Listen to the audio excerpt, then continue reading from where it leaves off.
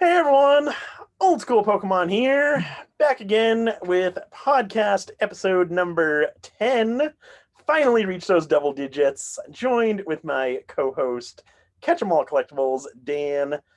Dan, it's been super long time, a whole week between podcast episodes. How are you doing tonight?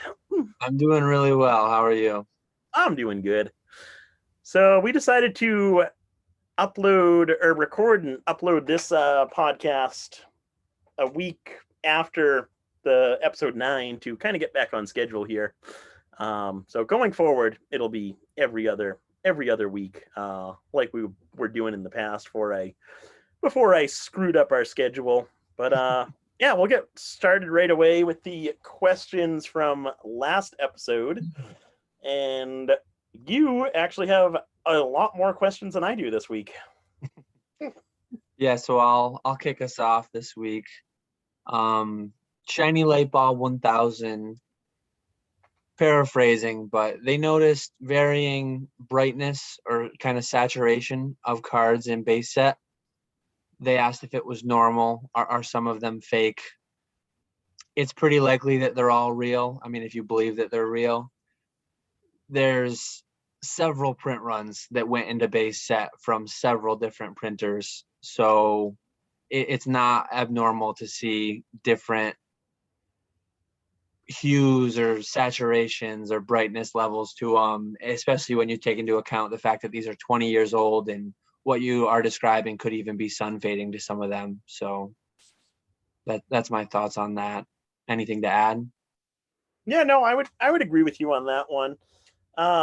I do know that there's Rusty's big into this. There's some like variant where it's almost like a matte finish versus a glossy finish. Like the regular unlimited base cards have that like almost like glossy finish, where these ones have like a matte finish. So I know that's a thing. And then I know the fourth print cards, the ones with the 1999 and 2000 copyright. Those ones look a little bit lighter than the your normal unlimited base set. So it's probably just a slight variation versus them being fake. Usually you can spot fake cards really easily, especially from like the base set, jungle set, fossil set. For the most part, those are really easy to spot. Yeah. So my first question is from Nerd Neck. He asks, or he or she, how many e-reader cards, specifically Aquapolis and Skyridge, do you think are sitting at PSA right now? And I also cut a portion of this question off. He's asking this question because he's looking to purchase some e-reader cards, and he's wondering whether or not he should hold off for right now or whether he should just go ahead and purchase them. Basically, wondering what the pricing's going to do on these. And so my answer to that would be I think Aquapolis and Skyridge, mainly any of the e-reader sets, so Expedition, Aquapolis, or Skyridge. I don't think there'd be too many of those types of cards at PSA, especially if you're talking the holo cards versus just the non-holo cards. And I think where the booster boxes and booster packs for those sets are so scarce, I think it just correlates to the scarcity of the cards as well, and the fact that there really aren't that many mint e-reader cards out there right now. Yeah. So that would be that would be my thing. Yeah, I know personally back in the day, I was out of the hobby before the e-reader sets, so I didn't have any from my youth in those sets. I have a lot of cards in PSA's backlog. I have very few e-reader. Um, Mostly non-hollow, if anything at all. I don't think I have any hollow Aquapolis or Skyridge there. And I made a note too. If you look at Pokemon Price or if you look at Pokemetrics, some of these websites that track the pop data over time, you'll see with sets like Base, Unlimited, especially Jungle Fossil, Team Rocket, the populations over the past several years, they had a steady, I don't know which way I'm going here. They had a steady a steady slope, kind of fairly increasing over time, fairly steady. Well, when late 2020 hit, you kind of saw an inflection point where they were taking up. In those early sets, I think we're still in the uptrend on the upward inflection. Whereas if you look at some of the e-reader hollows, they had a much lower slope to begin with, and you're not really seeing. I mean, you might see a little bit of a rise, but nothing like Jungle and Fossil. So some amount of them are at PSA, significantly less than the early sets. I think that if you're buying them right, maybe looking at auctions, I think you can get pretty reasonable deals now. And I don't think you're at a huge risk of continued price declines from where we're at now. Yeah. No, I think I think the e-reader cards are relatively safe, given that the majority. I don't think there's too many of them at PSA compared to like base through Team Rocket, I would say. Yeah, and where that backlog is right now, I think we were talking before we started recording. Upcoming is like October. October onward is when people were really shoving things out to the grading companies, and those are going to be those early WotC sets, the main culprits. So e-reader, if anything, I mean, I'm not saying they're not going to decline at all, but if and when they do, it's going to be quite substantially less than the other sets, I think. And I think you run more risk of the prices increasing if you don't buy them sooner than them decreasing significantly if you buy them like too soon. Mm-hmm. Yeah, So I would agree with that. if you've got the money and if you're happy with the prices that they're at currently, I think it's a relatively reasonable thing to just start picking them up as you see good deals. Yeah, and like what you were saying, look for the auctions versus buying it now, because there are some decent deals right now. Um, if you look for auctions and stuff like that. Mm-hmm. So my next question, Jason of J&J's mentioned that he was back into the hobby last summer. He has a pretty good variety of slabs, sealed product, Japanese product. He asked, what do you think is the best way to make money in the hobby? He originally thought it would be to buy, grade, and flip cards, but with PSA being virtually closed, that has become difficult. He mentions that he's in the UK, so it's further significantly more difficult. He asked us, what is the best moneymaker for us? I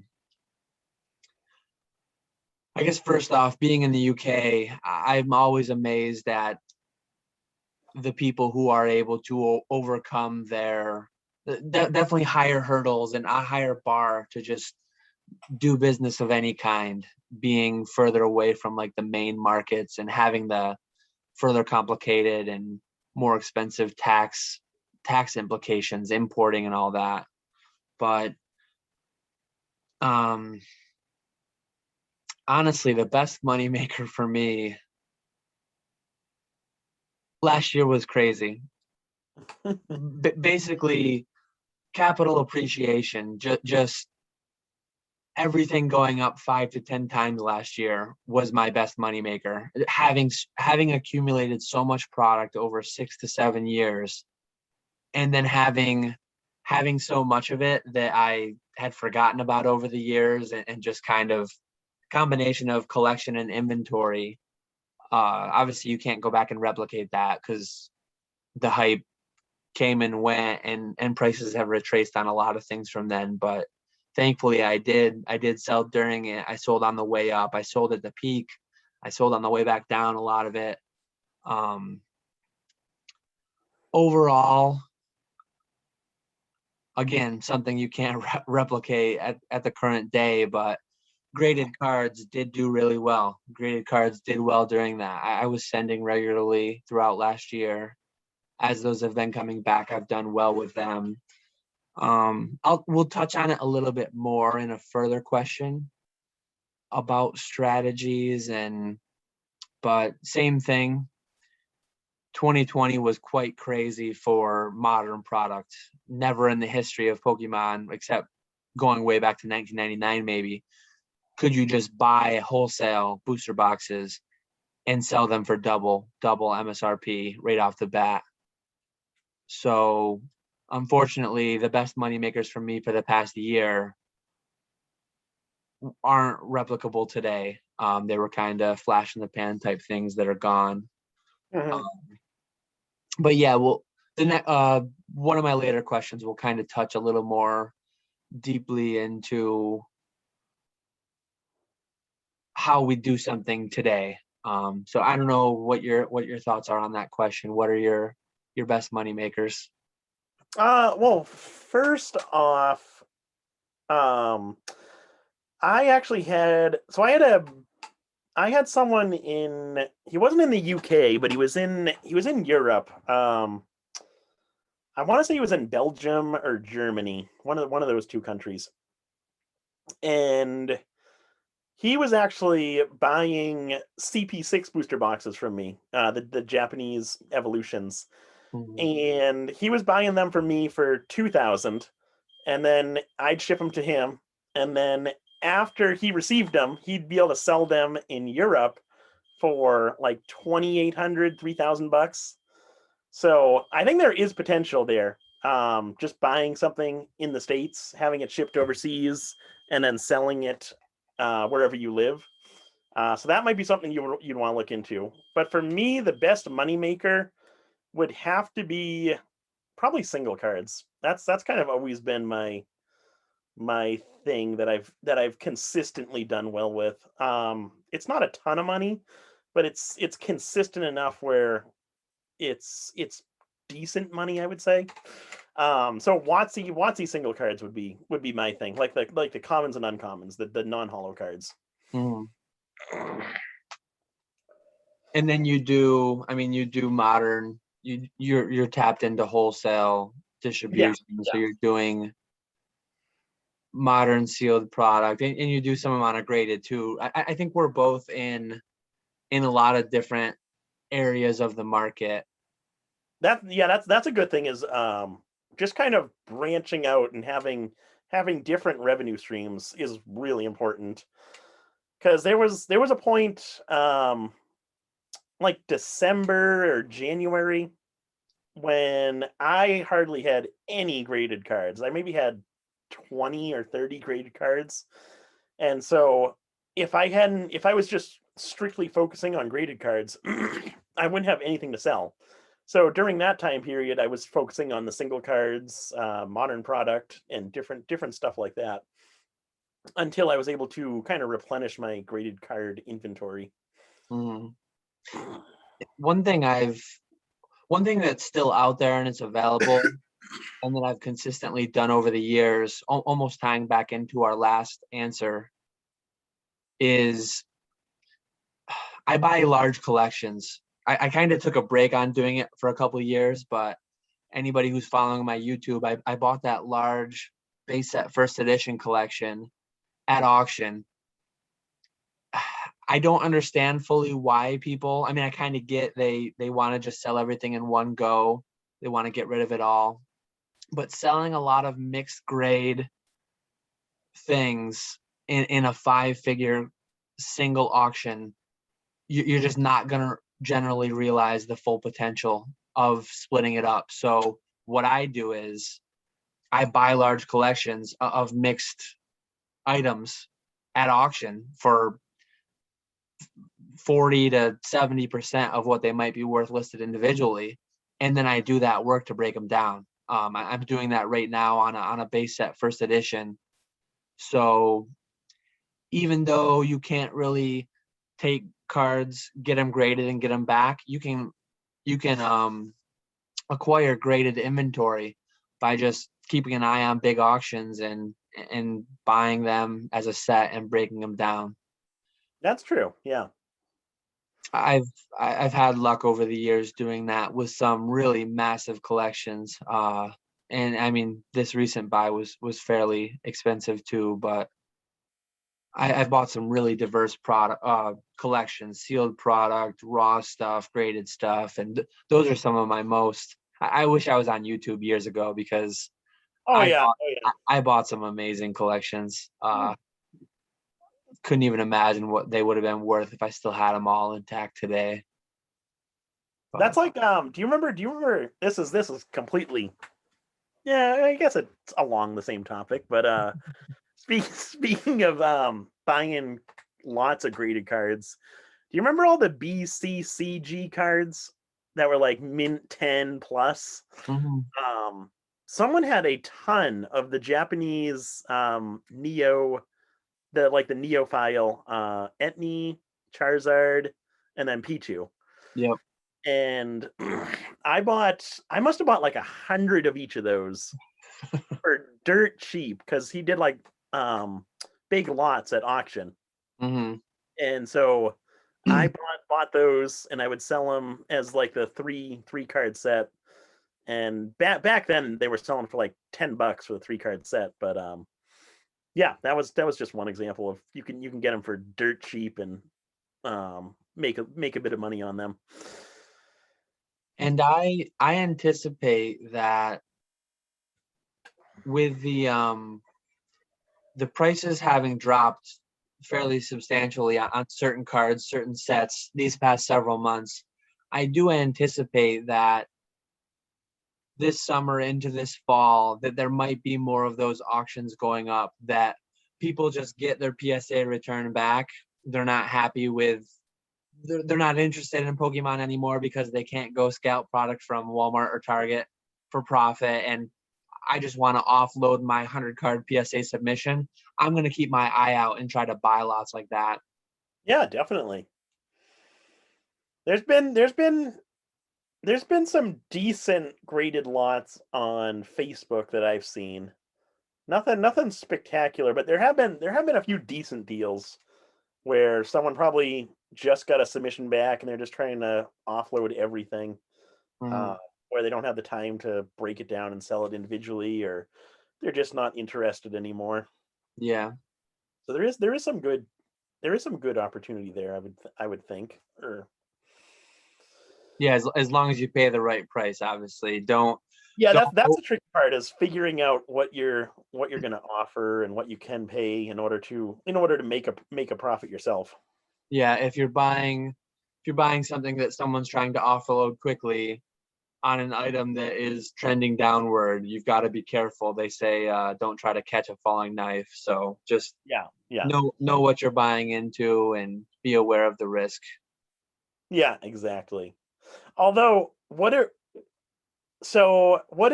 your best purchases been? Like my best purchases are always the ones where I just have a gut feeling that's going to be good without doing any research whatsoever. I just feel like it's going to be a good purchase, and it turns out to be a great purchase. I've had a lot of good purchases over the years. A mix of, and a lot of that's based on luck. A lot of that's based on the fact that Oh yeah, no, definitely. I got in before it went as, I mean, I got it in 2014. And if you look at the price history of most cars between 2014 and now, it's been a steady trend up with some big jumps here and there. Um, but I've bought some single cards raw. I mean, some of the trophy Pikachus that I have, Hmm. the prices that I paid 2 years ago compared to what they're worth now. And I bought some massive collections that just I had one guy. Someday I got to do a video. Unfortunately, I don't have a lot of the stuff anymore because I flipped a lot of it or added it to my collection. And uh, I had a guy drive from Canada in like one of those Mercedes vans, like not a minivan, like a full size van, and it was like full. It was a full van of binders and monster boxes and sealed EX era packs, nearly a complete PSA 9 Gold Star set, Man. nearly a complete PSA 9 EX set, so many promos, so many. It was. I still have totes around that I need to get finished, and I bought that like 5 years ago. Um, So yeah, I've bought a diverse array of very good buys over the years. Oh yeah, oh yeah. Yeah, no, yeah, like you were saying earlier, I wish we could go back and kind of record everything that we bought over the years because it's crazy to look back and think about what the pricing was like back when we first got into this and compared to today. Yeah. It's insane. And I paid, I mean, that was a big collection back then to spend, it was nearly $40,000 back back then. That's that'd be a bit more today. That would have been I don't know if it would have been 10x on everything that was there, but pretty near. That would have been hundreds of thousands of dollars. Oh yeah, definitely. That was quite the buy. That would have been really fun if I would that would have been a multiple YouTube video series going over the deal, and then just going over all of it and discussing the sales from it, and that would have been a lot of fun. Oh yeah, oh yeah. That would have been like do you remember Rusty's when he rented the U-Haul and he went to pick up he met some it was a person who was a gym trainer or gym leader, whatever, Yep. back in the day, and they just had all kinds of stuff laying around, and he bought everything from them. I love He those was that, videos. you know. What? PokeRev did a video where he bought stuff with Cool Trainer Ryan, Yep. and they just talked about, yeah, this guy had a card shop, and they bought all his Pokemon and maybe some Yu-Gi-Oh and other stuff like that. And I love those type of videos, that type Oh of yeah. Oh yeah. content where people just dive into big buys like that. They're really fun to watch. Yeah, I've never had an insane buy like that. That'd be fun. Where you have like a whole truck full of stuff to go through. Yeah, I really only had the one with like so much bulk to it, but I've had other pretty high tier, I mean 5-figure buys years ago that were pretty substantial and would have made for good content. Hopefully Oh yeah, definitely. hopefully I'll find more, but I mean they're few and far between, and obviously the numbers are just massive now. Yeah, it would cost you a whole lot more nowadays. You can fit in a single tote $500,000 worth of stuff. So it's like, yeah, it's tough to even envision a collection like that anymore because it would just be too much money, way too much money. Oh yeah, exactly. Well, I think we thoroughly answered that question there. Yeah, that was a good one. So my second question is from Basic Trainer. He says, today there are Poketubers like yourself, whether it's content regarding grading and selling, pure collecting, the TCG, box breakers, gaming, knowledge professors, etc. Back in the dead era of Pokemon, which I assume he's talking like the like Diamond and Pearl through Black and White era back in 2007 to whenever. Um, but yeah, back in the dead era of Pokemon, content creators did not exist. Are Poketubers like yourself now the bridge between another dead era in the hobby that won't allow the dead era to actually come to fruition in the future due to the constant content you provide? That's an interesting question. Um, I would say I don't think it's tough to say like we'll never have another dead era in the hobby. But I can't picture a scenario where we would even come close to something like that. Um, just because of how much demand there is right now and how popular Pokemon is right now. Mhm. But I do think having all the Poketubers does help kind of help prevent against that where you do have so many people watching these different channels, obviously channels bigger than us, but where there's so many people watching these different channels and so much interest in these different channels. I do think it could help to some extent to kind of like prevent another dead era from occurring. I'd never thought about that though. Yeah, it's in those eras, there wasn't much going on social media wise, right? Not was Yeah. YouTube even a thing? I don't know, but I don't it know if it was a thing. occasionally I find myself like reminiscing back on the time that I wasn't in the hobby. I look at like Pokegym and I look way back in the early days of E4, like way before I was on it, just reading these threads, and it's like some amount of history was captured in there.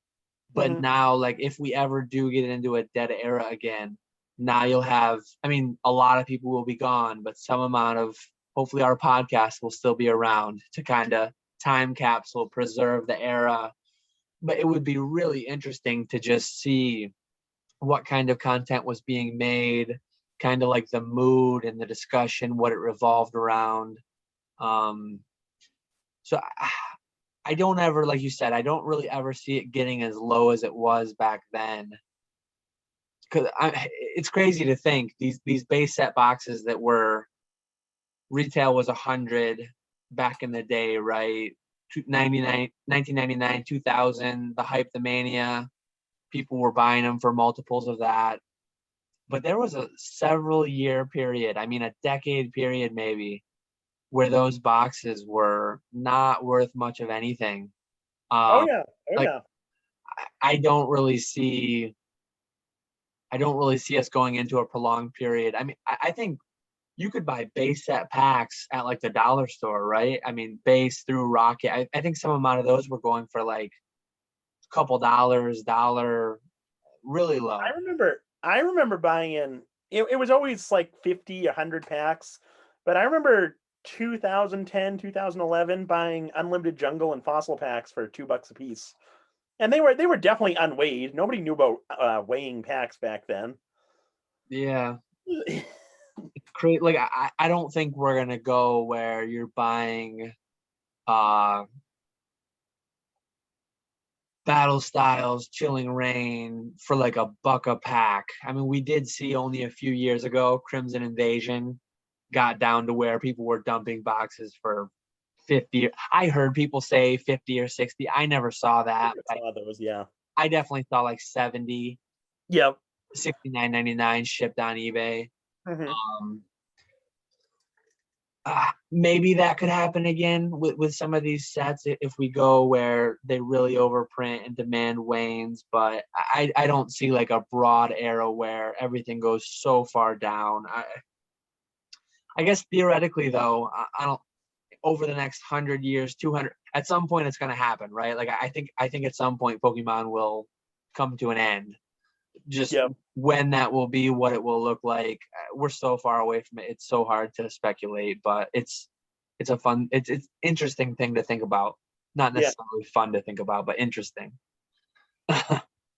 Yeah, no, I can definitely see like specific sets being dead like that, but the entire market, I definitely can't picture a scenario like that.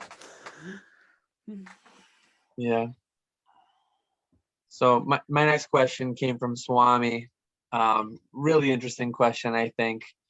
Is there anything you miss about the 2020 Mania?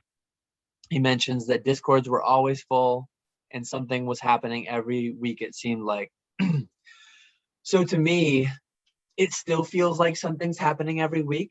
I mean, these conventions that are going on, I'm not going to them, but if you go on Instagram, if you go on YouTube, this weekend's the National, all these collecticons, all these collector con, all, it feels like there's something going on almost every week.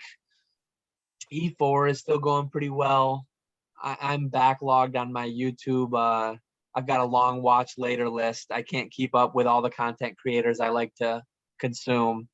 I've been a little bit too busy the past week or so, but so I think things are still like, I mean, some people are really down on the fact that prices are down on certain things, and but I think it's still an amazing time for the hobby. I'm still really excited about everything that's going on, these new modern releases, and there's definitely some things I miss about the 2020 Mania, mainly the sale prices. um, you could, there was almost nothing listed of anything. If you were listing an item, you'd look at the last sold, you'd add 20%, and you'd sell it, you'd list it, buy it now, and it would sell that day. It was crazy. It was clearly unsustainable. Uh, Largely that's gone for a lot of the sets have retraced and popped, crashed, whatever you want to say. But so I definitely miss the pricing. I don't miss a lot though. Like, it was a stressful time. Like, I have a fairly sizable collection. I parted ways. In hindsight, I parted ways with some of it at the very top, but I also parted ways with some of it earlier in the summer. And then I had to continue to watch it go 2 times higher, 3 times higher than when I sold. So it was stressful from multiple angles. Like, man, I sold that too early. Should I sell this now? Should I sell everything now? I probably lost some amount of sleep thinking over all that. And in hindsight, had I liquidated the perfect things at the perfect times, I could have literally made hundreds of thousands of dollars more than I did. Um, but you can't get hung up on that. If we had all bought Dogecoin at the right time last year, we'd all be riding in the rocket ships with Elon, right? Uh, That's true. so yeah, there's things I miss. There's things I don't miss at all. It was definitely, it was a year that I will never forget. Um, However long I continue on in this hobby, hopefully a long time, 2020 will always stick in my memory as a wild year. So what about you, Nick? Well, I just hate you for bringing up all those awesome points about 2020 because I there's nothing that I miss about 2020. I so I was home for the first half of 2020. I left to go back to work in like the beginning of June 2020. Right as things were starting to, you were starting to notice things picking up right around the time I left. And I was gone from June till the end of November. I got home like the day before Thanksgiving. And so the November and December were just me trying to wrap my head around everything that had happened and try and relearn the Pokemon market because it was a completely different landscape. But I do remember like I didn't have any access to eBay, so I couldn't look up eBay pricing. But I do remember like we were able to get on Facebook, and so I'd spend a bunch of time looking in the different Pokemon Facebook groups, and I remember specifically keeping an eye on the unlimited base set booster boxes, just because I had to at the time, and I just kind of liked keeping up with those prices. And it was just craziness when I originally left back in June. I want to say they were like 5 or 6 thousand. Then they jumped up to 10. Then they jumped up to 20. Then they jumped up to like 25. And at the peak, they were like 30,000. So it was just absolutely insane to me. Just Yeah. try and understand what was happening. There were a lot of nights where like when I'm working, I work the night shift, so it would be me and one other person on the where you do like the navigating of the ship. So me and one other guy up there, and there were multiple nights where I'd be talking to the guy that I was standing watch with. How much I regretted being on the ship right now because I just wanted to get home and start selling everything that I had. But yeah, it was. I wish I was home for it. Would have been a lot of fun if I was home for it. But even being away and just kind of looking on Facebook, looking on E4 every once in a while, um, it was a crazy time. Yeah. But the one good thing is I'm I'm kind of glad that I was away for it because I think I would have sold a lot of stuff back in July, August, September before that actual peak happened, Yep. and I think I would have regretted it. Because I think I would have sold a lot of stuff. I know with like my own eBay store, I rarely ever update pricing in terms of raising prices. The only time I'll update prices is if I'm lowering prices. Yeah. So I imagine I'd pretty much have sold out of everything. Yep. And I guess tying back into Jason's question a bit, what was one of our best money makers? My my backlog, almost my having too little time to effectively list everything, basically being lucky Mhm. not having too much listed, because I did like I sold out of everything at one point essentially, and then it took me so long to get more things listed that we were like closer to the peak. So Yep. almost my inability to devote enough time to it really allowed me to capture more gains in some respects. And on certain things, I didn't have enough time to sell as much as maybe I wanted to in Mhm. October and November. So I guess I missed out on some on the tail end too. Yep.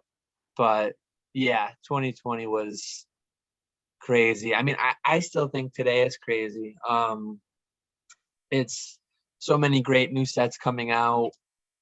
Modern boxes they're not selling for 200 anymore right after release, but who knows, maybe Evolving Skies will for a short window. uh, It'll be interesting to see what Evolving Skies sells for. yeah. I think that set has a lot more hype than Chilling Reign did. I don't think that there wasn't too much hype for Chilling Reign. So it'll be interesting to see what happens with Evolving Skies. Yeah, Evolving Skies seems to be a pretty solid set with some good chase cards, and I wouldn't recommend anybody go out and place these really high pre-orders. I think patience is going to be key. As you'll see, anybody who was buying $200 Vivid Voltage, you can buy that a lot cheaper now. And I think we're going to get to a point in the next year where most boxes are available in that. I mean, Battle Styles is down sub 100 now. So in the $90 to $120 window, I think Vivid Voltage and Chilling Reign are hanging out right around 120. Hmm. So out of the gate, Evolving Skies, that first wave will probably just be gobbled right up, and it might be a little high, but I think like I still haven't bought Eevee Heroes myself. I'm waiting on. I think we're supposed to be getting a second wave of that, right? The Yeah. Japanese. Maybe I'll end up missing the boat on it. Maybe the price won't ever come back down where I think it will, but I think patience is key with modern, because we're gonna get back to where sets are available for a couple years. I think demand has definitely waned to some extent, and I think they're really winding up their capacity on the printing end too. Yeah, I can't wait until we get back to a time where boxes aren't selling for MSRP at release. Yeah, I almost miss booster boxes not being profitable. yeah, Because I do enjoy opening the packs and selling the individual cards, but it's so tough for me to do that right now because I'm better off just selling the booster boxes sealed.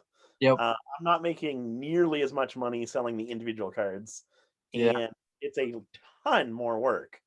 mhm, But so it's tough for me right now because usually I like to open 15 boxes and sell the individual cards, but I'm only getting 24 boxes per release. So that's a good portion of my available inventory. So it'll be nice when boxes aren't tempting to be sold as sealed product, and I can get back to just opening the packs and having kind of a being able to order previous sets from distribution versus basically just taking what they're offering. yeah, yeah. That was a good question. Oh yeah, oh yeah. Um, I think we have one final one from Celebi Collectibles. Again, paraphrasing here.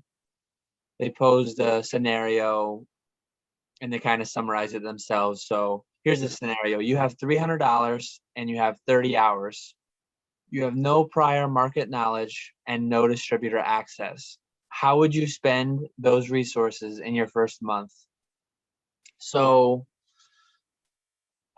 I guess there's two different ways that I kind of read this question. One is putting myself back into my shoes. So I was in this scenario in 2014.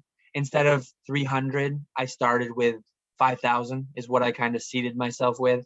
So I had a fair bit more.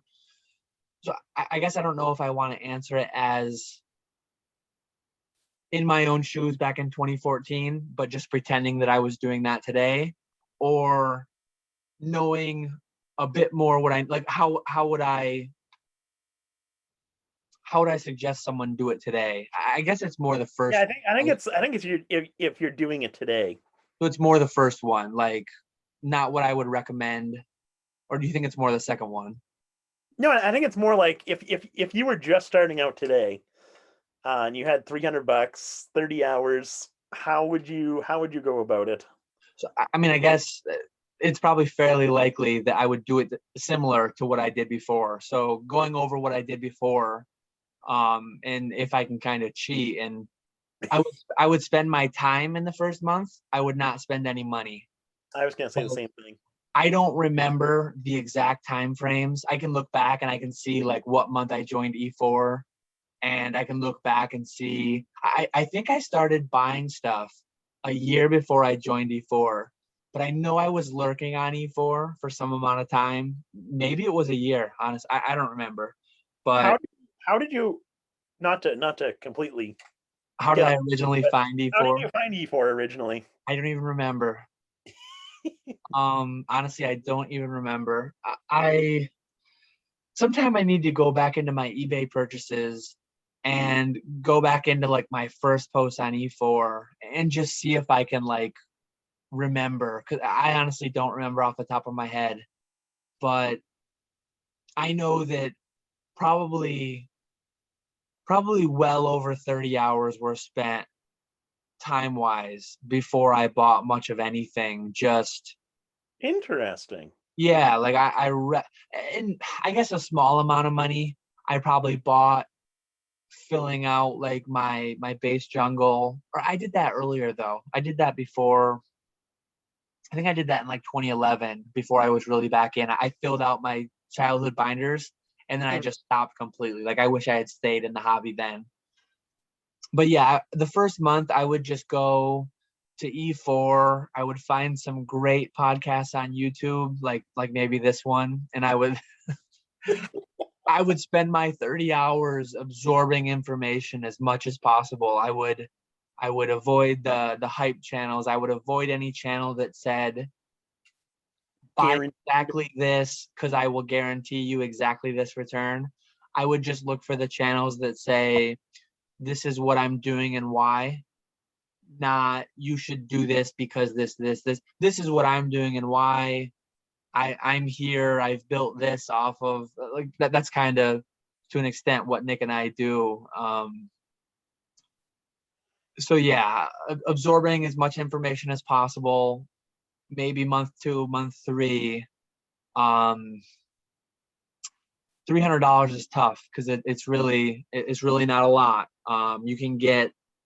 I would not buy 2 Chilling Reign booster boxes or anything like that. I would not buy product at above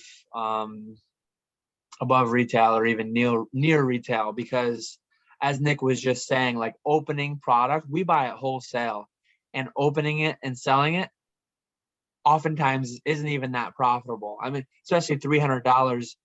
If you're opening 100 boxes, you're going to get like an average distribution. If you open 2, you could get 2 dud boxes and get no hits. You could turn your 300 into 150 or 100 really quick. Oh yeah. Given that small of amount, I think buying a collection or 2, buying a binder, just using your couple months worth of research, you really got to be smart with what you buy. You buy something fairly liquid, that's in decent demand. And I know it's easy to say and it's harder to do, but I would look to just spend 300, double it up. I mean, churn it up as best I could over the next several months. I mean, that's essentially what I did. I started with $5,000 and I turned it into everything I have today, started from that seed money. $300, you've got to do an order of magnitude increase right off the bat to catch up, but it can be done. It's just a matter of smart buys and putting in the time, and you'll get there. Oh yeah, definitely. I would agree with you where if we're doing like multiple months here, I would spend the first month just researching everything from, depending on if you know about how to sell on eBay. Start with that, learn how to sell stuff on eBay, package orders, all that stuff, and then dive into your niche, in this case the Pokemon market. Start learning as much as you can. Try and pick an area that you want to focus on. So for me, it was the WotC era when I first started out, and that's actually something that I wish I did. I basically got started on a whim where I sold my childhood collection, realized that I really like selling on eBay, and I wanted to keep selling on eBay. So the next weekend or a couple days later, after I sold my childhood collection, my dad and I went to one of his coin wholesalers, and I saw some Pokemon cards there, and made the connection that I sold my Pokemon cards for a decent bit of money. Maybe I could resell these cards for a little bit of money. So I bought those cards, and then basically started my eBay business from that. But so I didn't spend any time researching. I knew hardly anything about Pokemon when I started, and that definitely hurt me. So I would definitely spend the first month or so just researching Pokemon, learning how to sell on eBay, and then once you have a kind of a bit of an understanding, I would go after, definitely like what you said, a collection, whether that be an eBay auction. Um, that's probably your best bet. Mm. Or I would recommend, depending upon where you live, yard sales and flea markets. I used to be big into that, just going to yard sales and flea markets every weekend looking for Pokemon cards, and I'd usually find some decent stuff. Nothing spectacular, but some decent lots of cards, and they were always really cheap because the people who are selling them don't know much about them. They're just looking to get rid of them, so they're really not asking very much for them. Mm. So yeah, that's probably what I would do. I Yeah, I think that's what I would do. But definitely the research first. That is important versus just jumping head into it. Yeah, and so many things are harder about today. Like if you're already tapped into distribution, you're printing money to some extent. I mean, you're buying. When I started, I was paying 85-ish for a box because I was buying a couple boxes of each release. I started Phantom Forces. I bought a case through Collector's Cash or somebody, and then I found out about distribution. So the following set, Primal Clash, Roaring Skies, I lucked into a good time to get into it because Roaring Skies was a good set for playability. But I was buying boxes for 85 wholesale. They were selling on eBay off the bat at 90 to 100. I mean, you couldn't make money. Whereas now they're selling 120ish. You can make a little money, but the problem is you can't get your foot in the door because distributors still aren't taking new people on, I don't believe. And then on top of that, like my first $5,000 that I put into it, I bought a couple collections. I could pay $7 a card, $8 a card, send them to PSA, have the cards back 2 months later. And That's I how. think it was even cheaper back then. I Yeah. remember, I remember like 450 specials where if you sent Oh, 25 cards in. I was never that low. Like you were No, 2010, you said, right? grading would probably be 2010, 2011. Yeah, I didn't start grading until like 2015, early Oh, 2015. okay, I yeah, yeah. I might have saw 650, maybe six. That's what makes like the coins I just got back. I got those in under the 750 special. It still Nice. blows my mind that like I've been grading since 2015, and in 2015 I maybe paid six. Just in 2020, well, like today, I'm still paying 750 on hundreds more cards that are still there. Yep. I have a 400 card submission that I'm still waiting to get back. That's my last one from that quarterly special. Nice. But in the midst of all this going on, to be paying 750 a card is insanity. Oh yeah. Oh yeah. Yeah. Exactly. But yeah, starting today, you're really in a way worse spot because you can't get in the door. Like if it was 7 years ago, I would say to do exactly what I did. I would say to buy collections, grade the good stuff, help your margins there. Within a few months of doing all that, I got into distribution and I was buying I used to buy the collection boxes, and when one had a good promo, I'd go extra and I'd get like four cases instead of one case, Hmm. which at the time was like a lot of money. I mean, I think 12.50 a box, 12 boxes. So I was paying. I mean, for me to spend $1,000 when a new set came out, that was like It was a lot of money. Oh that yeah. was Oh yeah.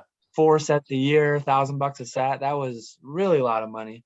Yep. Um, but yeah, buying. I mean, through the research that I did, I knew every time a box came out like these with Charizard, Venusaur, or Blastoise, buy some more of those because those are going to be good promos, good figures to sell, coins, pins, and I was Yep. breaking stuff down, selling everything like that. But you just can't do that today. Maybe next year things get back to normal. You can start getting new accounts through distribution, but I don't really know. Um, I definitely, don't think I would. I don't think I would start with modern though, because you're. I think modern. You have to be into selling before you get into modern. Unless it's like right now where modern's like great yeah, margins, but when it's like usual, your typical margins on modern, it could definitely be depressing selling modern because your yeah. margins are razor thin. I would definitely, just in case 5 years from now something crazy like this happens again, I would definitely That's true. recommend getting the relationship established, Yep. ordering some amount of quantity because there's a lot of people that I think were in the business of Pokemon last year that only did WotC stuff, never did modern. Ooh, I don't want to touch that. They kind of missed out on a lot of profit last year because they couldn't get graded cards turned around. They sold everything they had. They didn't have any connection to get modern product to really capitalize on the double MSRP insanity that we had for 6 months there or whatever it was. Yeah, Or that's true. That's a good point there. Yeah. How did you originally hear about distributors? again, it's tough. I don't even really remember. I'd have to look back at my email. I know I started with GTS and then I got into Mad Al later. But maybe E4. I think it's a fairly common thing that you'll see people ask on Facebook. What do Yeah, you that's got to do to start a business? What do you got to do to get wholesale? I yeah. still remember finding the page because I would Google search it.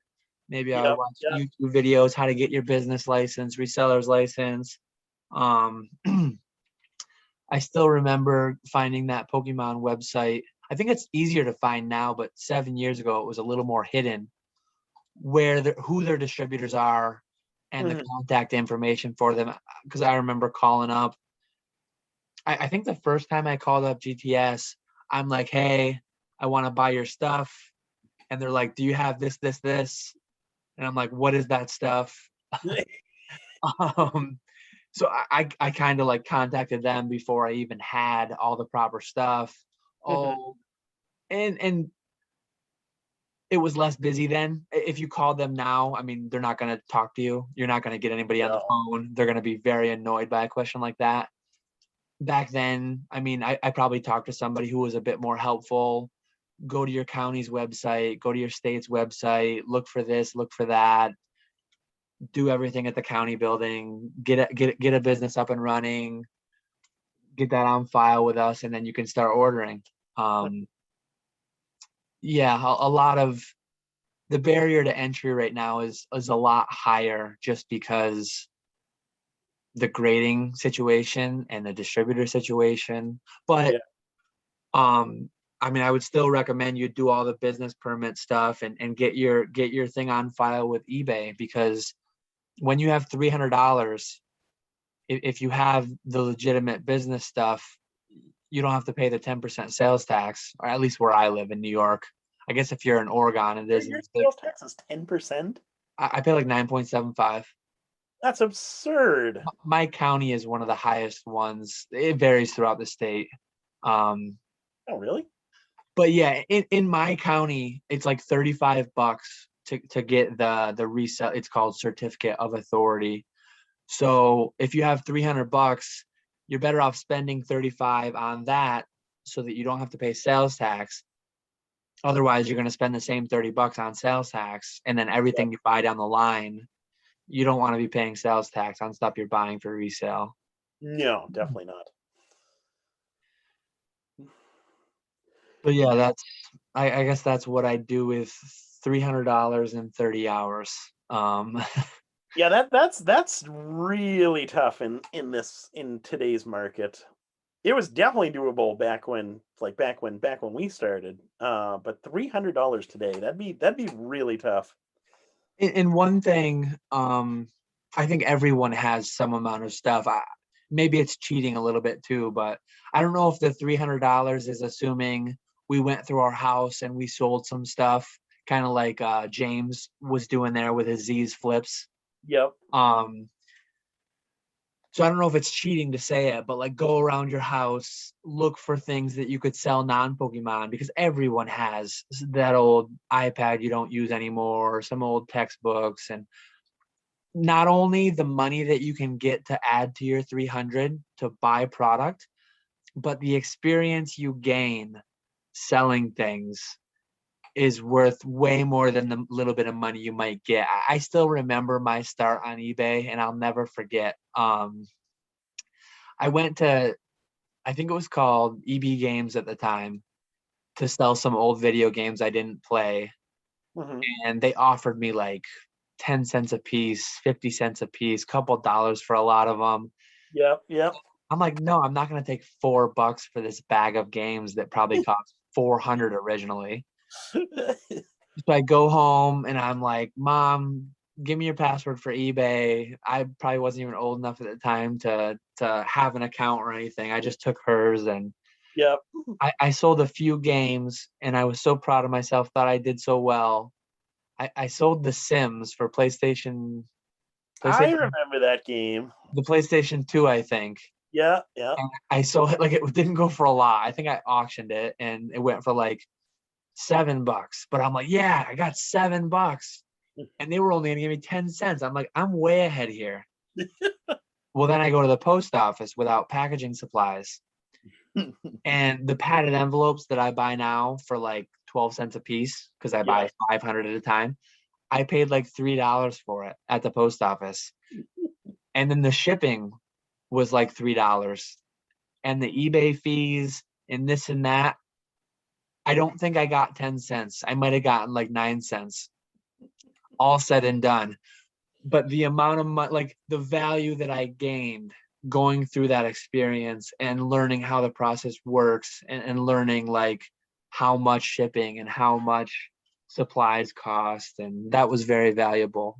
Oh yeah. Oh yeah. Definitely. So yeah, cheating a bit, but especially if you've never sold on eBay before, go through your house, find other stuff, throw it up on eBay, get kind of an idea of how the process works, and get a little bit more capital going for you. Yeah. Exactly. No, that'd be. I'm kind of cheating with my second account because I have it linked to my old school Pokemon account, so I don't have the selling limits or anything like that to deal with. But that'd be like an interesting experiment to take a certain amount of money and see what you could build out of that. I think that's kind of what James was talking about doing, and I don't know He if kind of stopped that, he or was I don't know. he was What was selling that? like nipples for baby bottles and stuff like that. Yeah, yeah, yeah. Well, he was selling some like empty boxes too. I mean, he was cheating a bit, selling some of his miscellaneous Pokemon stuff. But I have I have a handful of things around my house. I've kicked around the idea of starting a second eBay. One thing I used to do years ago is I used to sell. Well, over the years, I've sold several various things, but I don't know if I want to sell anything non-trading cards, non-Pokemon, because I don't want to sell an old video game and get a negative feedback selling that and then have it affect my Pokemon account. So in the next month or two, I might start up a second account, and maybe I'll try to do some kind of a thing on that. I don't know. I'll have to give some thought on that, but Mine is I was so I had such a drive to get my second eBay account going, and I had such high expectations for it. And after I did good for like a week, I got a whole bunch of stuff listed on there. After a week, I just kind of said, "Ugh, I can't do this anymore."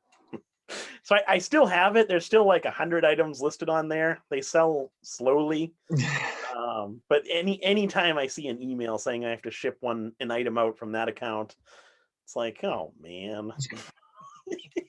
But at some point I'd like to get back into it, where once I get caught up with everything that I have going on right now, I would like to get back into it and kind of branch out a little bit into um just kind of like a general reselling eBay store, where you can go to flea markets and yard sales and pick up random things to sell.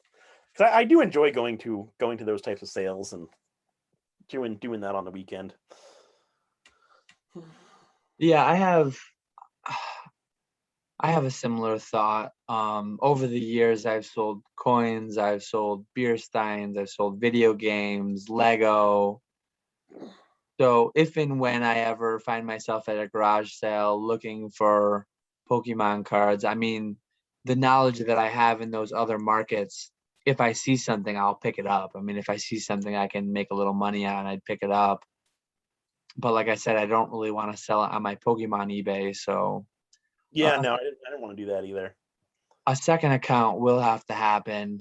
Maybe I could throw a couple grand into an account and kind of start from scratch and see what I could build up. Well, I'll play around with the idea and maybe turn it into something. There you go. There you go. Could become more successful than Catch 'em all collectibles. Yeah.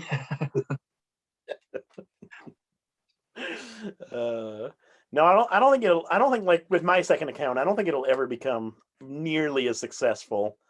And that's just because I don't have the drive to put in the amount of time that I do with old school Pokemon. Yeah.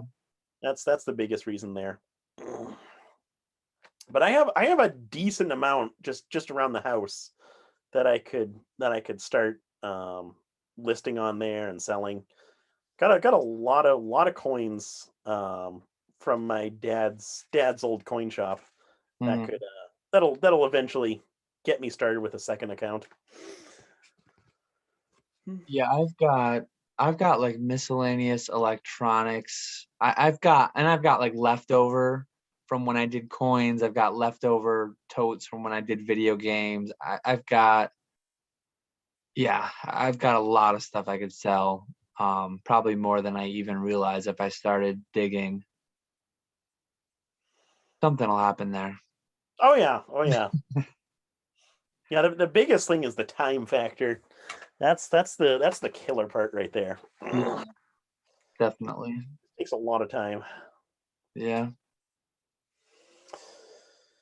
but I think that was a pretty good answer to that question there. Yeah, some really good questions. E- Yeah. Every week we have good questions, but there were definitely some really good ones here. I liked Celebi's question, that hypothetical starting a business question. That's always interesting to talk about. Yeah. And did you have anything else you wanted to talk about? um Anything big you're buying or selling? Any? I'm actually really excited for it. It's not going to be big, but I bought I bought a whole bunch of square cut jungle uncommon cards. Like 16 card set. I bought multiple sets of those, and they're obviously non-factory cut. Someone obviously had a whole bunch of uncommon sheets back in the day, and somehow got them cut. But I picked those up for, I want to say I paid $1.50 a card, is what we agreed to, and I think those are going to do decently well. I think I'll be able to sell those. I'm hoping to list those for like $4.99 a piece, or the complete set for $50, and we'll see how those do. But I'm really excited for that because there's only there's been a few sales on eBay, not too many, and there's a few active listings on eBay, but they're all like 30-40 bucks a card. So I'll just be able to blow those guys out of the water, and it'll be interesting to see how those cards go. I'm excited for that. And then I bought um I bought another five sealed sets of the Kanto gym badge promo cards. Mm. The guy who I bought my first lot from had five more that he wanted to sell, so I bought those, which I feel like those are a really good deal. But they're also pretty slow sellers. Um, so I just thought that was a good price, so I bought those. And then, thanks to your recommendation, I bought a whole bunch of Hidden Fates ETBs. Yeah. I bought 38 of them off of Troll and Toad using Rusty's discount TCA5. So if you watch these, Rusty, thank you very much. I appreciate that. Yep. Yeah, I use that as well. How about you? Did you buy anything good this week or so? Yeah, since our podcast, I have like a handful of Hidden Fates graded in my eBay right now that I've been selling, and I just felt like, let me check on where the ETBs are, where the packs are, raw binder sets. I bought a master set in a binder that seemed like a pretty good deal. I picked that up for 1,500, and it was like a master set of everything. It had all the promos. It had multiples of a lot of the promos, and even some of the shiny vault stuff. Wow. So I think I'm going to go through anything that looks gem. We'll probably go to CGC, and I'll see it in a year. I'll probably do a higher service level for like if the Umbreon, Espeon, Charizard, if some of the bigger hitters look really clean. Yep. And then a lot of the cheaper ones will just go to my Troll and Toad Evo. And then, as you said, I think I bought about 30 Hidden Fates ETBs, some amount of them from Troll and Toad, some amount from eBay.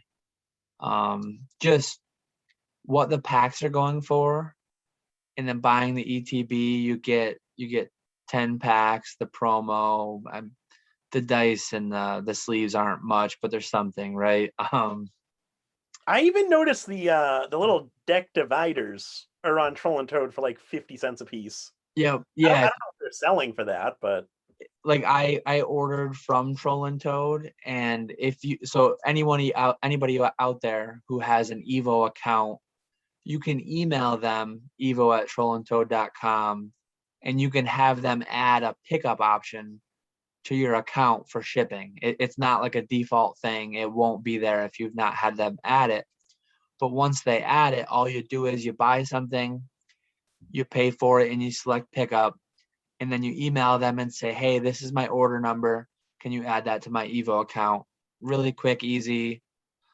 So I bought like 20 ETBs, had them add it right to my Evo account.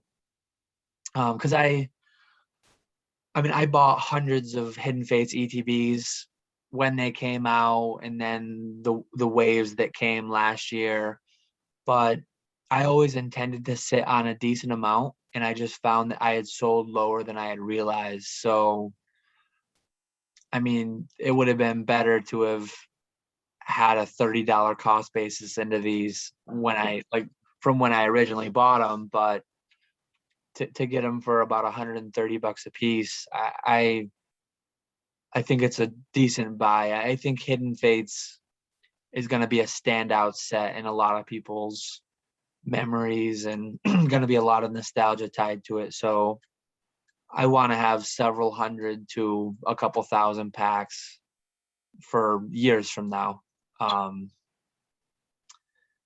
than that, PWCC is ongoing right now. I threw out a lot of bids. I've been losing a lot of my bids, but one thing I was talking with Nick about before we started recording.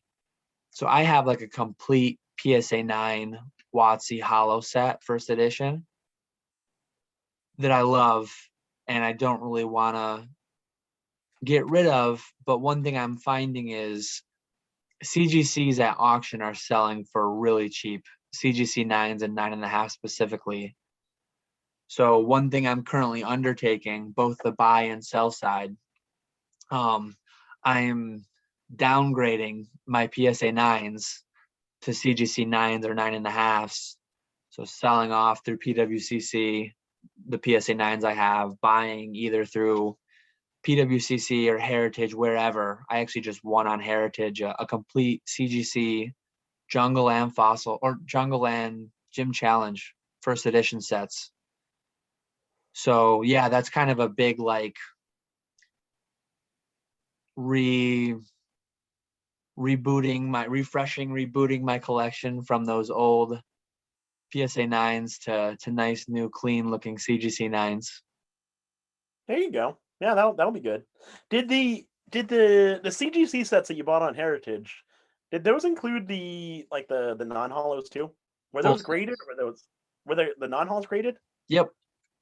You did those were pretty decent buys then.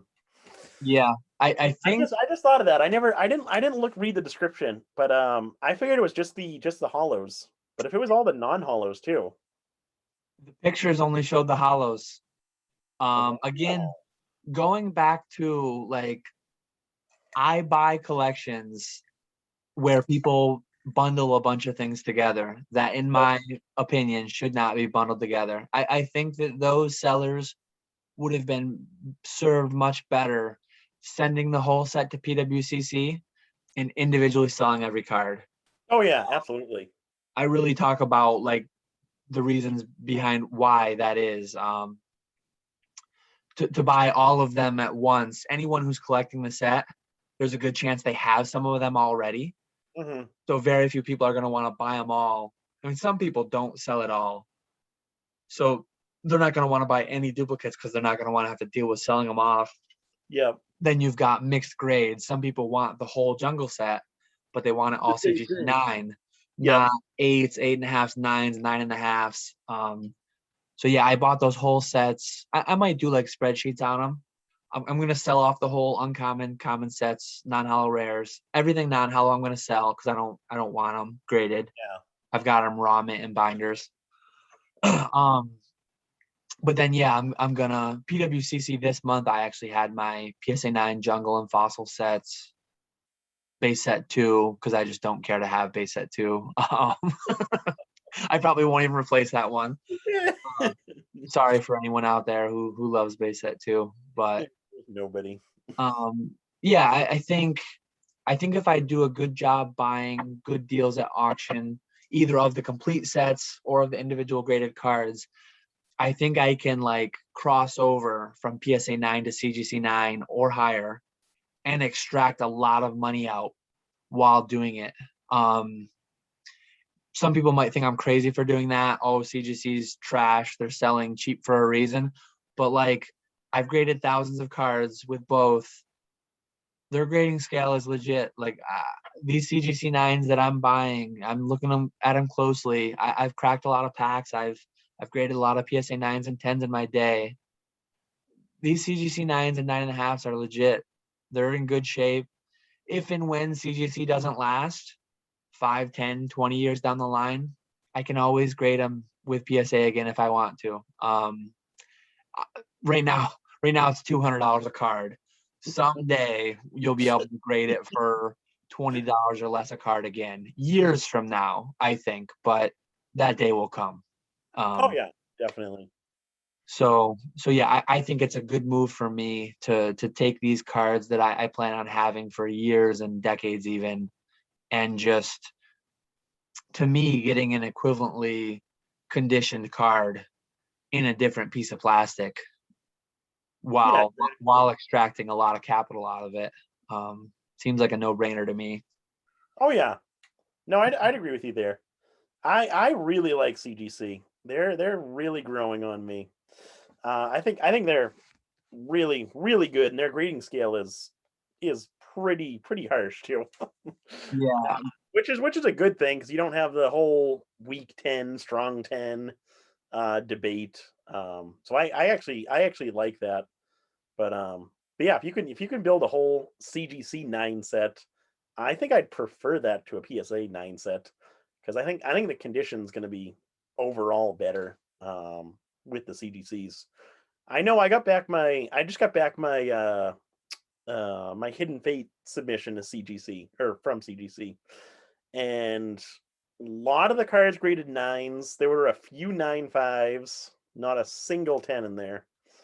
So if I sent all those cards to PSA, I know I'd have gotten 10s, 9s, maybe some 8s, but that's the thing. I've had a lot of submissions where I'm like, I know if I had just sent this to PSA, I know that I would have gotten, whether it's 20% 10s or 50% 10s, depending on the submission. And I'm looking at results where I've got 8, 9.5s and not a single 10. And mostly just like I've got a lot of CGC 9s that are 0.5 from a 9.5. yeah, And that's if you look at auctions, you can get strong 9s or even CGC 9.5s of a lot of these WotC cards for at or below the PSA 9 price. And one thing that I know I'm gonna lose is like the liquidity or the ability to auction them quickly.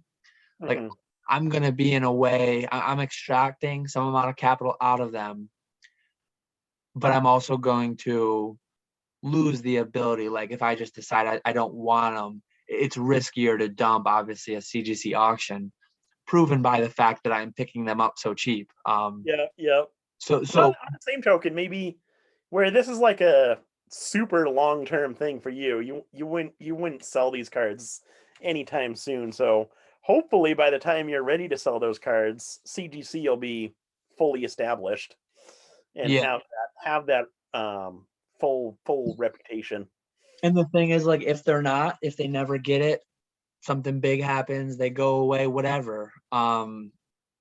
You can always crack them out, and you can always grade them with whoever the new big dog is. I mean, there's no guarantee that right now, like, to everyone in this hobby, to everyone who's collecting now, PSA has been around forever. They're the guys, and 10, 20 years from now, they may not be the guys. Who knows? I mean, I think they're going to be still. I think they're so big that but you never know. I mean, we'll have to see. And I'm perfectly fine buying the card, not the slab, not the grade, not the 3-letter acronym.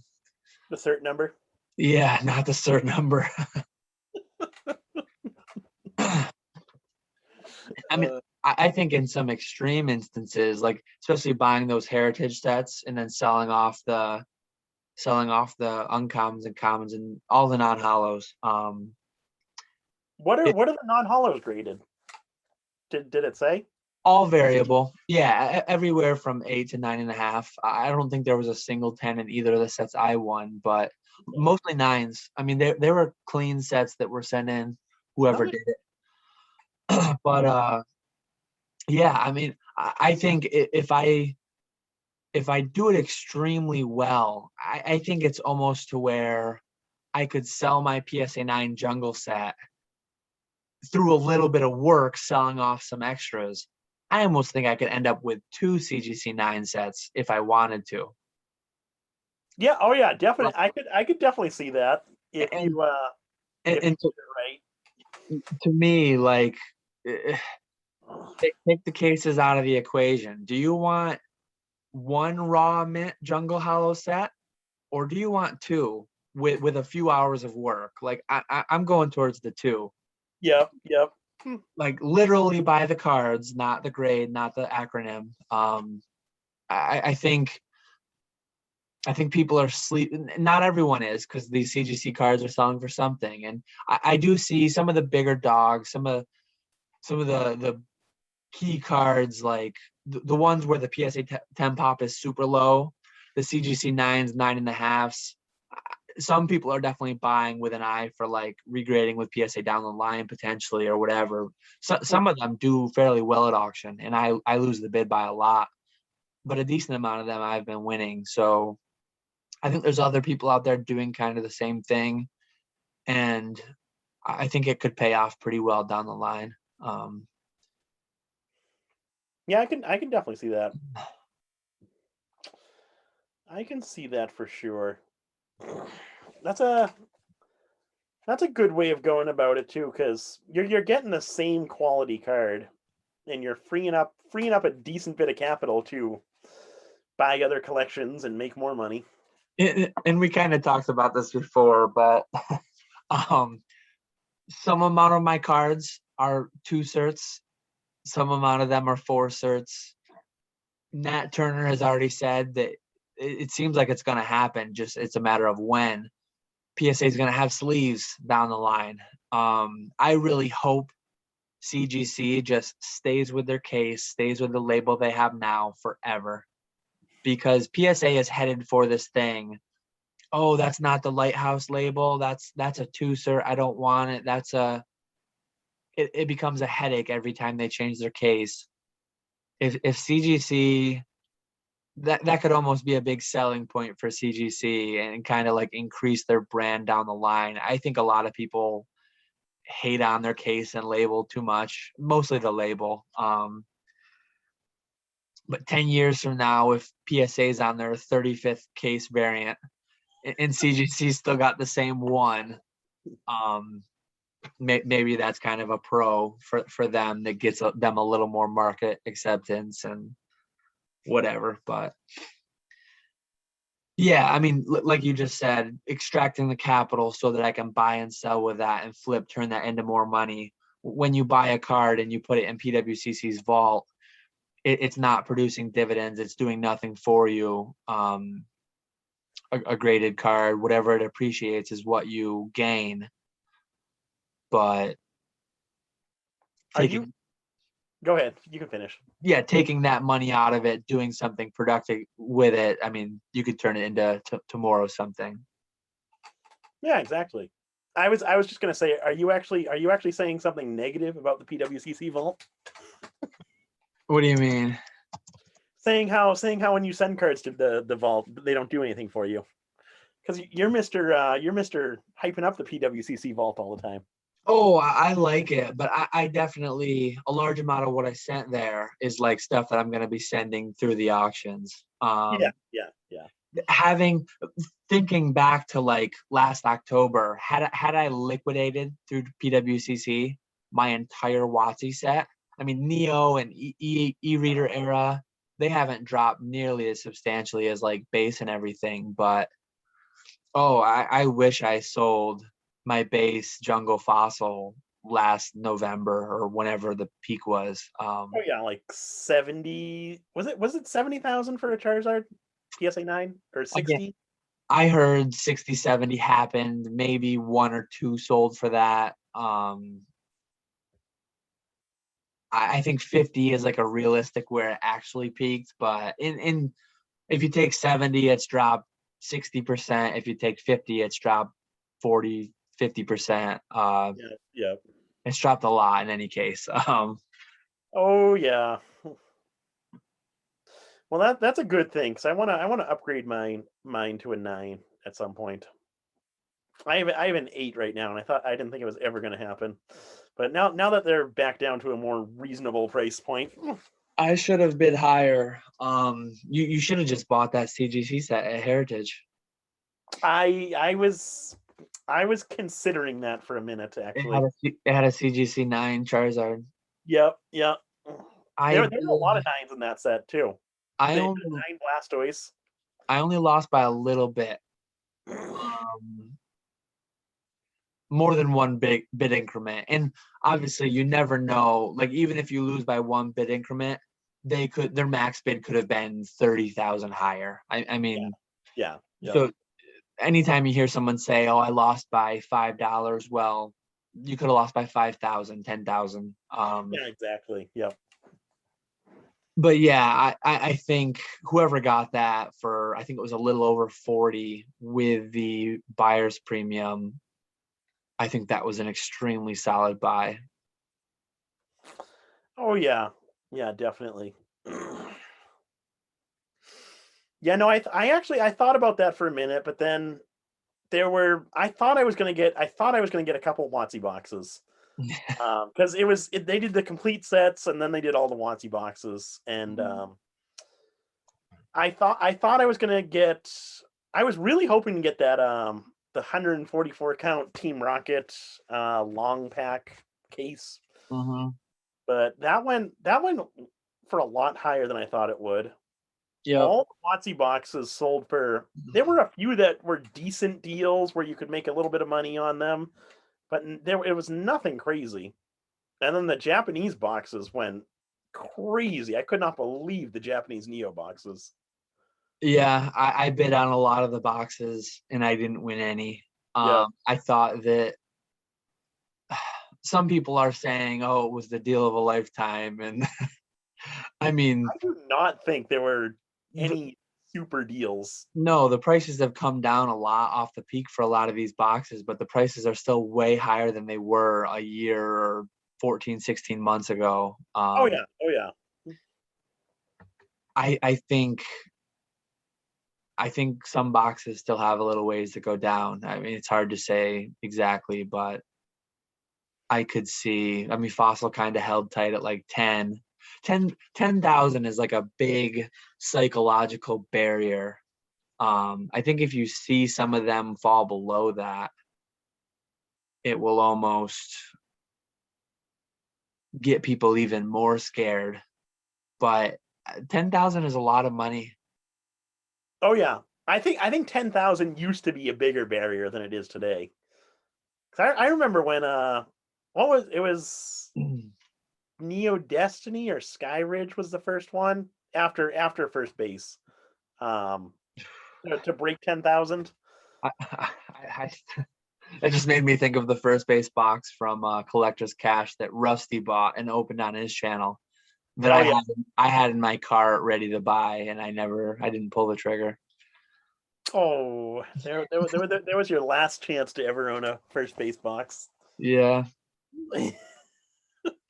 but yeah, I opened every set except base first edition, and I don't think I paid.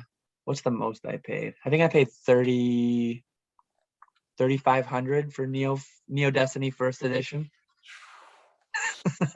Damn. Yeah, but now I mean, so many boxes are above 10 grand. I I think think like all WotC and EX era.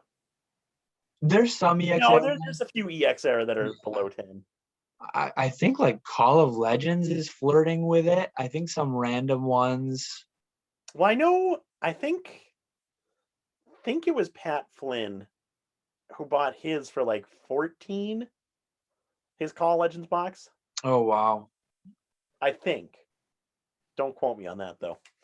But I'm pretty sure. I remember hearing of some around 10. I don't remember hearing quite that high, but in that ballpark, yeah. Yeah, it's crazy. I could see, I mean, I might be more negative than I need to be, but I could see some of the, especially Base Jungle Fossil are the worst offenders of just there's so much out there. I can Well, see. base has a huge swing in price. Oh yeah, Like there's some that still reach like near 20,000, maybe a little bit over 20,000, and then there's some that you see for like 16,000. yeah, yeah. I think. I mean, I don't know. I don't remember exactly what the prices were like last February, March before the pandemic and all that, but I don't think we'll get to like pre-pandemic prices on the boxes, but I think some of them could still have a ways to go down. And I say that I have a fossil box. I bought two for some reason, more than the one that I had opened. I probably shouldn't have bought it yet.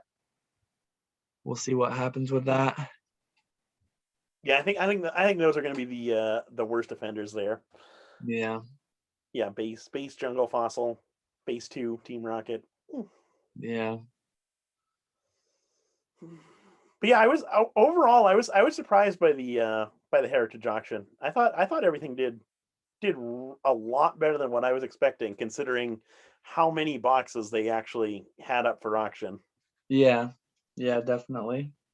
And then the tropical mega battle shirt sold for a lot more than I thought it was going to go for. Yeah, yeah, they had some interesting merch type stuff from some of the early tournaments that Yeah, were pretty cool. yeah. There was a lot of good stuff in there. Yeah. Yeah, I only just created accounts on Heritage and Golden a month or two ago. I had never really, but it seems like they're gonna be more frequent, more frequently selling Pokemon items. Like you're doing yourself a disservice, I think, to not be on those platforms. It's more work to keep up with everything where it's all selling and but buying in those, I think sometimes those nothing like buy Yahoo Japan, but buying in those like more restricted markets, a little bit of a higher hurdle, creating a heritage account and understanding how to buy on there than on Yeah. eBay. So those could present some decent buying opportunities, especially when people sell entire mixed grade sets. I'm kicking myself for not looking at those because I just looked at the picture and figured it was just the hollow sets. Yeah, I wish anytime I like knew it was non-hollow sets. future heritage auctions, like just look at the picture, don't read the description because it's probably just going to be the hollows. Let me maybe buy all and as the seller, like I would be so disincentivized to sell through them. Like when you literally don't have a picture of everything that I'm selling. That's kind of Plus, blows. their descriptions are terrible. It's always the same thing, talking about like the history of the set, and then the artist, like popular artists. They gotta up their game when it comes to writing descriptions. There were certain listings too where it would list out like CGC Mint 9 and it wouldn't list the names, just the numbers. But like these numbers are this grade, these numbers are 9.5, these numbers are 8.5. Some of them it didn't even list that in the description. You had to like go to some other part of their website with the full description, and then it was still just the number. Like it was convoluted to get to what cards were in what grades. But yeah, when you're looking, I bought a gym challenge. um, the non hollows are what do the hollows go to in that set? 20. Yeah, So there's 112 non hollows that weren't photographed that most people didn't even know were included. And like myself. I mean, say I paid $5,000 or something for the set. Say they're $20 a piece. Yeah. You know they're gonna average higher than that. Oh yeah, because you get the Charmander, the Bulbasaur, Ivysaur, Pikachu. Say they're $20 a piece. That's $2,000. Yeah. I mean, it yeah.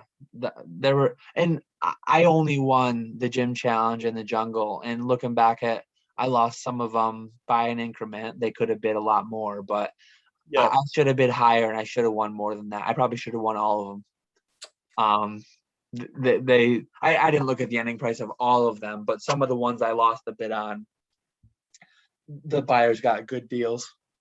Yeah, I wish I paid more attention because you might not have gotten that fossil or gym challenge if I knew about that. Yeah, don't look at Heritage when there's sets up there.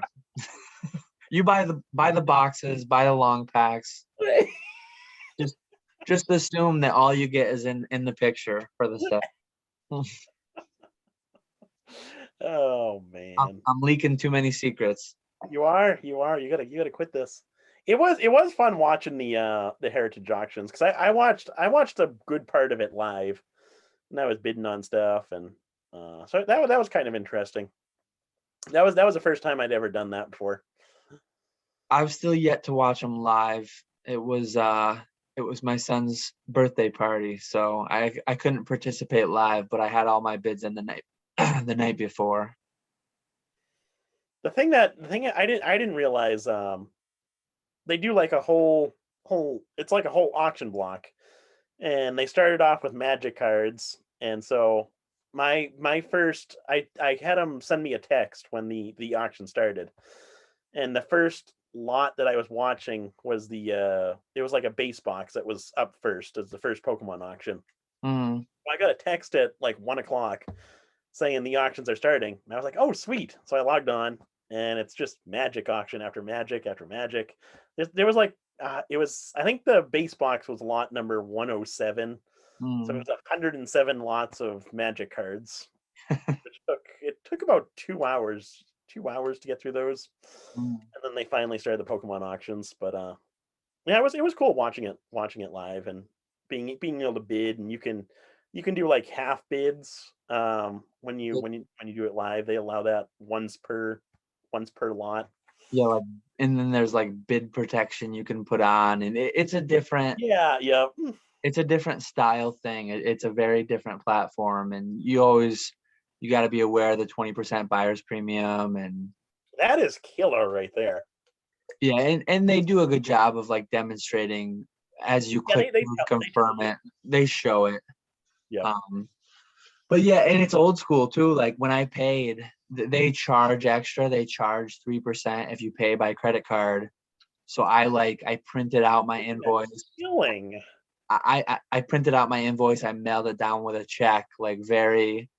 And I bought a couple items on Golden in the past couple months. It's quite a long process, probably because I'm paying by check. I think since I'm a brand new account buying my first item, I think they hold my check longer. Hmm. It took me a long time to get my first Golden purchase actually in hand. I'm interested to see how long it takes to get these heritage ones, but once they come in and I like break them out and get them listed, the non-hollows, what I'm going to sell, I'll probably do a video of some kind Yeah, that'd be interesting. talking through a combination of heritage and how that works, and then talk about the angle that we're talking about now, where I'm going to transition my PSA 9 sets over to CGC. That'd be interesting. Yeah. I can't believe they're I didn't realize Heritage was charging the credit card fee and all that. They're making a killing because you got the 20% buyer premium. Most times the seller's paying 10% unless it's something really high end. Um, so they're making a good bit of money there. There are, I think we might have talked about this at some point, but like if you're selling something really high end through Heritage or Golden, there are agreements that people can get into where they actually get 105%, 110% maybe of strike Yeah, price. yeah, So say you sell a card for 100 grand with buyer's premium, it's 120. Well, in a normal arrangement, Heritage is going to get the 20,000 buyer's premium in whole. The seller is going to get the 100 or whatever. But there are times where a seller can actually negotiate to get more than the hammer price yeah, yeah. that on a high on a key item. If you sold the PSA 9 Illustrator through Heritage, I would negotiate to where I was not paying a 20%, like I was not having the 20% buyer's premium fully go to Heritage. Yeah, yeah, You would negotiate it to where you got 110% or whatever. yeah, exactly. I know my dad used to send a lot of coins to Heritage, and there was one collection that he sent them that was, it was like a $500,000 collection that was on consignment, and he worked it where he didn't pay any like seller's commission, but he didn't get any extra for it either. But there was no seller's commission. Heritage was just doing making their money on the buyer's side. Uh-huh. But yeah, there is definitely, it is possible to negotiate with them when it comes to these super high end items. And Heritage is a little scary now that I'm on there because like I love coins. Some of the early, they're beautiful and they're expensive. Oh yeah, oh yeah. I need to be careful now that I'm on there, like not tying up too much into a coin collection because there's yeah, there's some coins that I've seen on there that are just like I really, really want to have some more of them.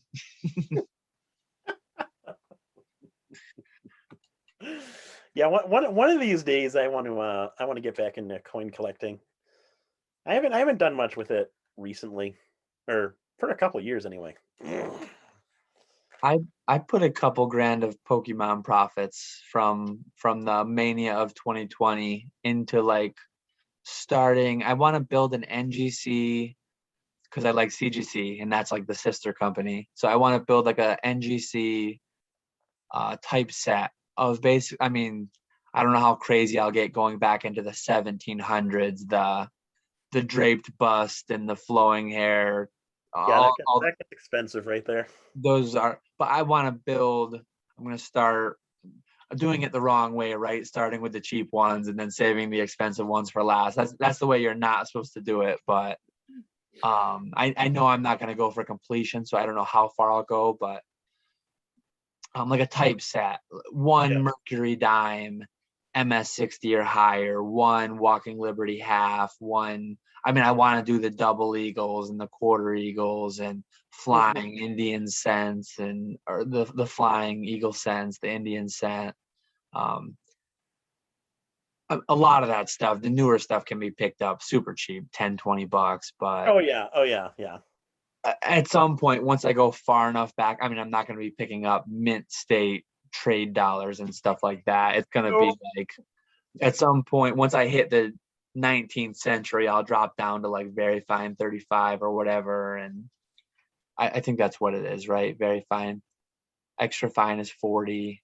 Yeah, extra fine 40, almost uncirculated is 50. Yeah. Yeah.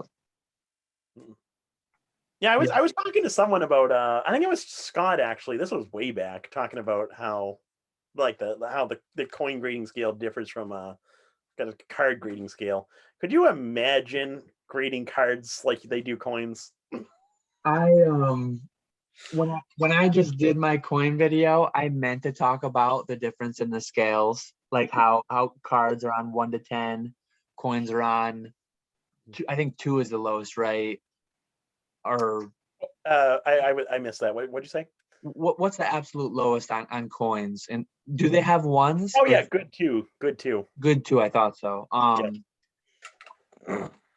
But yeah, it would be interesting if they graded like the Pokemon coins on the 70, because I don't know if they borrowed these slabs. Like I don't know if this is the same size slab as PCGS, the It sister. looked very similar. I mean, it actually, I don't know how I didn't notice this before, but there's no way you'll see it on here. I don't think. Oh, you can. PCGS. Oh yeah, yeah. So Well, that's the question.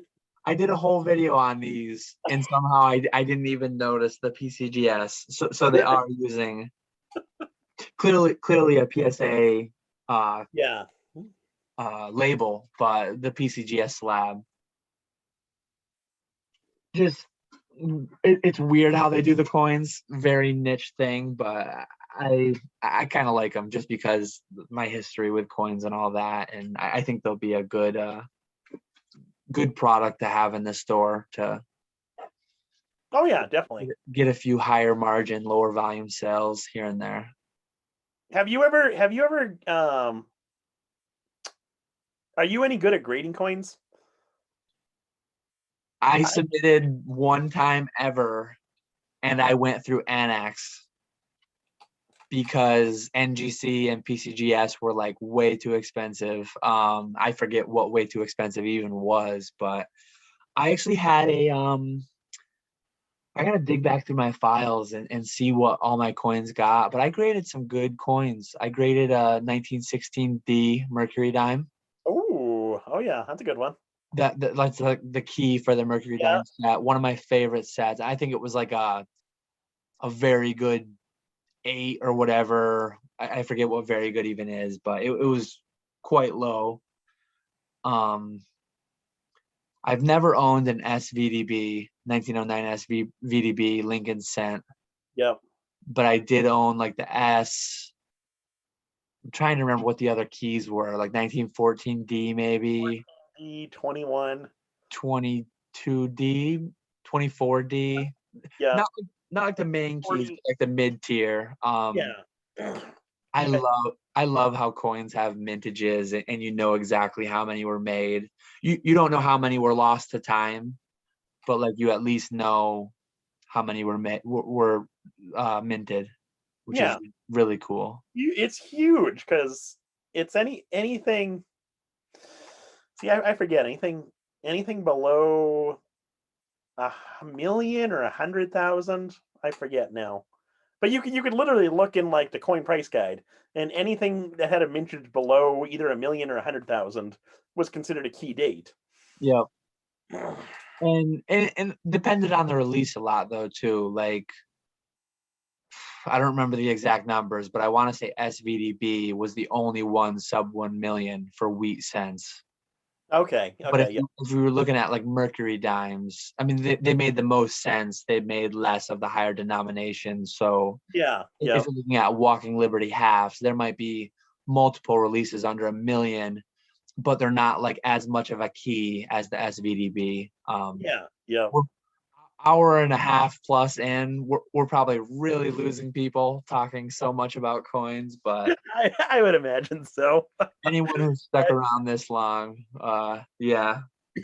Sorry, I guess, but hopefully you might be into coins too. But talking about it now, like tomorrow morning, I'm gonna go spend $1,000 like buying my next few coins for my typeset. 100%. There we go. Oh man. Yeah, well I think we can end tonight's episode. I think Yeah, I think we've exhausted our Pokemon talk because clearly we've just gone another direction the last 10-15 minutes. oh man. Well, yeah, it's always been or it's always fun talking to you. It's been a fun episode.